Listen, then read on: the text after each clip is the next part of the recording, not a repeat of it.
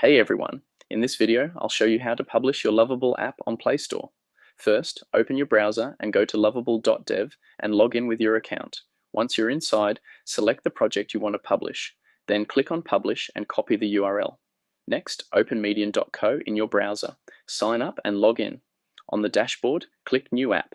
It will ask for your app's web URL, so paste the web link of your Lovable app, then tap Start Building My App.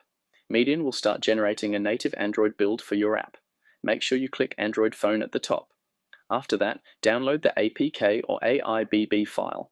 This file is your Android app package that you'll upload to the Play Store. Now head to the Google Play console and sign in with your Google account. If it's your first time, you'll need to pay a one-time registration fee to become a Play Console developer. Once you're set, click Create App, fill in your app details, and submit it for review. Google will now review your submission, which can take anywhere from a few hours to a few days. Once it's approved, your Lovable app will officially go live on the Play Store.